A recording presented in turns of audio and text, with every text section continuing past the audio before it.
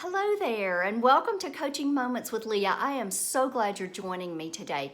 Coaching Moments with Leah is a time where I answer your questions about life, relationships, your identity in Christ, forgiveness, money, anything that fills up your life. That's what we want to talk about. And so today's question comes from a couple that say, Leah, we have built our emergency fund and are now saving for a down payment on a home. We do not have any debt. Yay! Would you recommend using any of the emergency fund for the home down payment? Well, good for you for not having any debt. This question comes from a couple who have done so much right. They don't have any debt, they have an emergency fund, yet they're being tempted by that money in their emergency fund. And I can understand how that can happen because it seems like emergency fund money is just sitting doing nothing. Yet it is called an emergency fund for a reason. That money is only for emergencies, and we never know when an emergency is going to happen. Now notice, I didn't say if.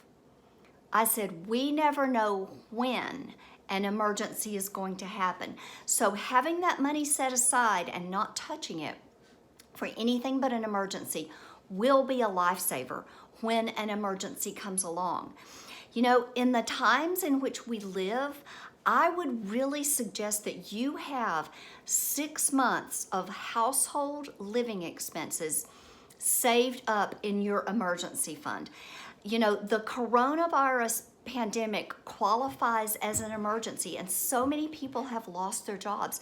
So that is a time when the emergency fund could be used if you needed it.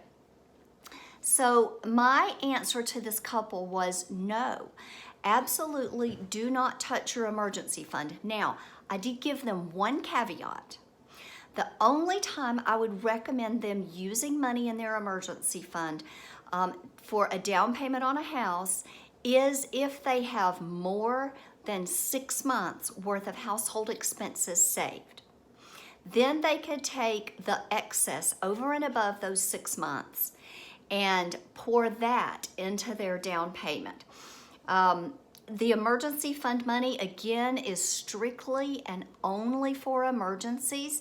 And so I advised this couple to leave their emergency fund money alone, having at least 6 months worth of household expenses, and begin saving more money for a down payment on their home of at least 20%. I also encourage them to make sure that whatever home they buy, that total monthly payment is no more than 25% of their monthly income. And it should be on a 15-year note, not a 30-year note. So that's Coaching Moments with Leah today. I hope that's helpful to you.